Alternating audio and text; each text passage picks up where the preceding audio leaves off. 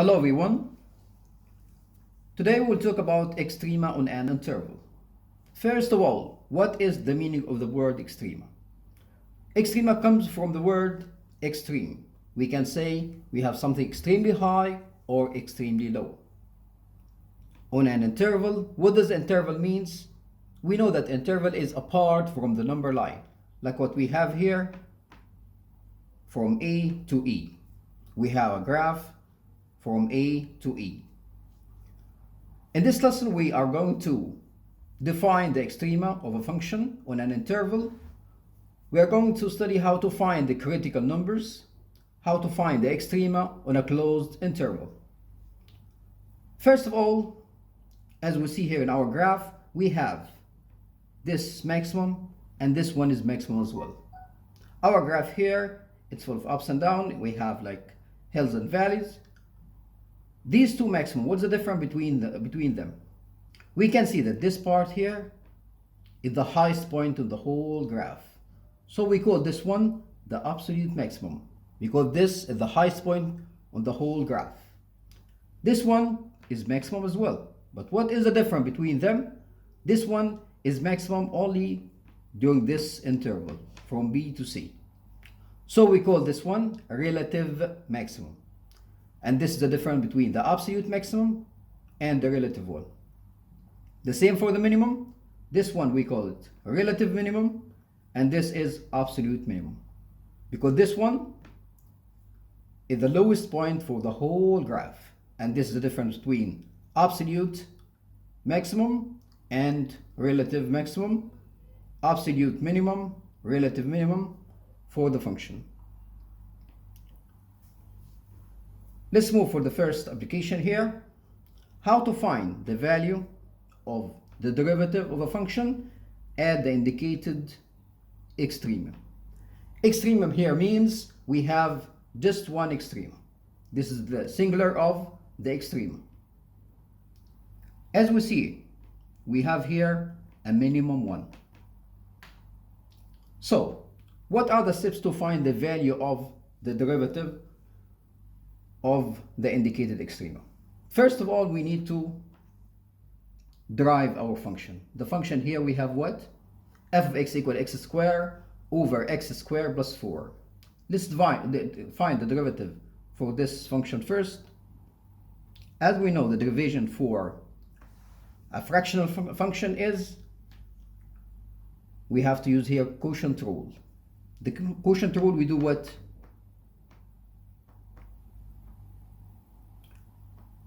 We make 2 brackets minus 2 brackets over 1 square. First of all, we will find the division for the numerator. The numerator is x squared. The derivative of x squared is 2x.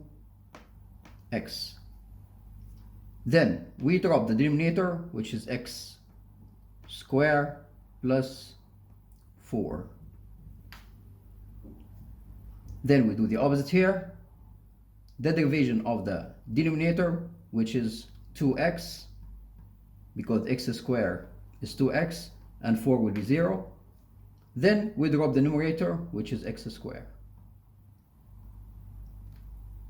For the denominator, I keep it the same, x power 2 plus 4 raised to power 2. The question was find the value, so we need to find the value. Look here for the minimum that we have. X is what? The value of x is what? 0. So I will replace each x in the function by 0. So we'll find f prime of 0 equals, replace each x here by 0. So it will be 2 into 0, 0 squared plus 4 minus 2 into 0, and here 0 to the power 2 over 0 squared plus 4 to the power 2.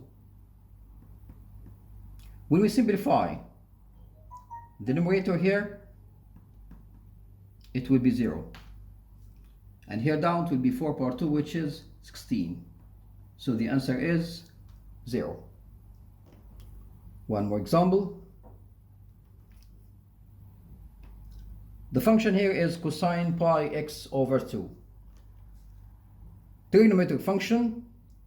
Here I will use the chain rule. Why? We used to find cosine x, the derivative of cosine x, as negative sine x. If we have number beside this x, it means that we are going to use a chain rule. So f prime of x equals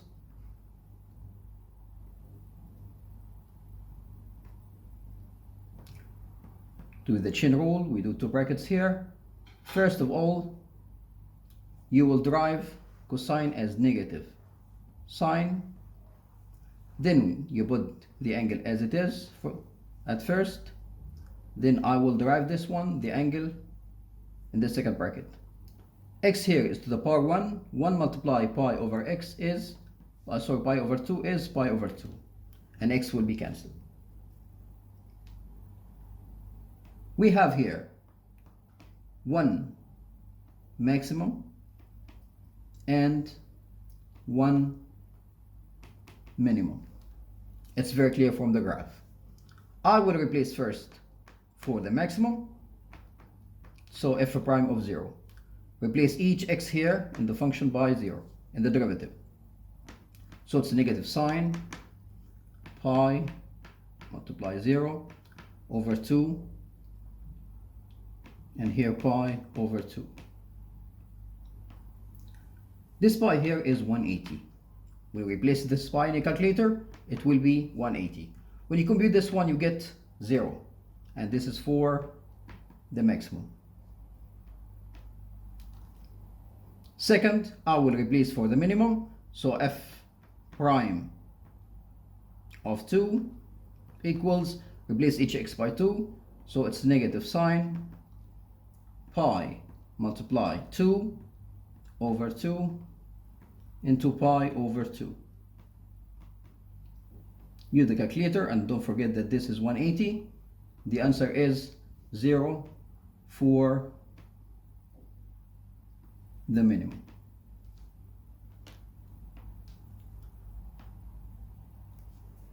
Another application. How to find any critical number of the function. The critical numbers of the function, it is a point at which the derivative of the function is equal to 0. So the derivative of the function is supposed to be equal to 0 at this point.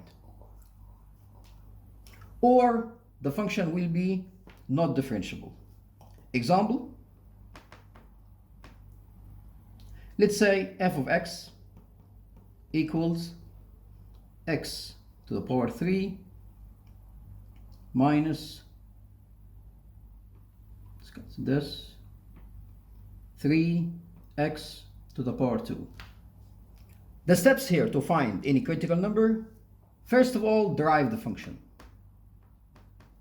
Let's derive this function. X power 3, the derivative is 3x to the power 2 minus, we here multiply, so 2 multiply 3, it will be 6x to the power 1. Second step, I will equate the derivative. As we said, the derivative of the function is equal to 0. So I will equate this one by 0. So I will take 3x power 2 minus 6x equal to 0. As we see here, x is common. So I will take x as a common factor outside the bracket. So it will be 3x, because this power 2, I've taken 1. And this will be 6 equal to 0. Now the 0 property. I will take this one equal to 0 and this one equal to 0. So I'm going to split them. First, take x equal to 0. Then take the second one, which is 3x minus 6 equal to 0. Solve for x here. Move negative 6 to the other side. So it will be 3x equals positive 6. Divide by 3 in both sides. So x is positive 2. These two here are our critical numbers. Let's take one more question to make it more clear.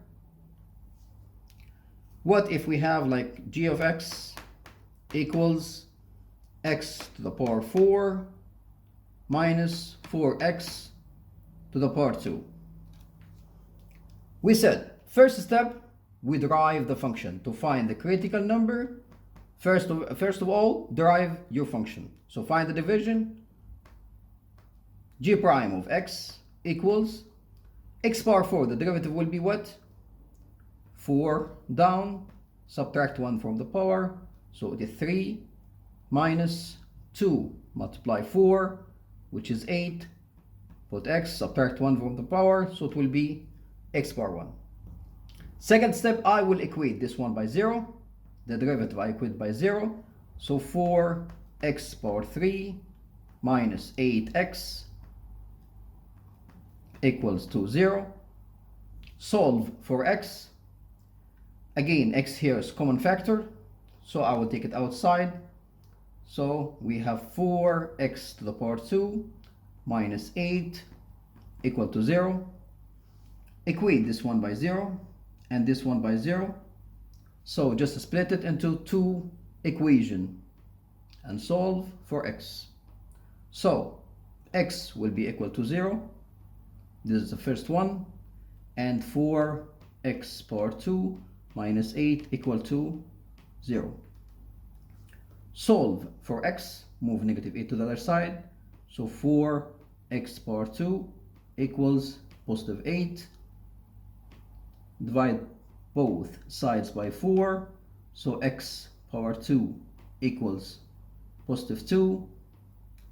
Take the square root for the two sides. So x will be positive or negative radical 2.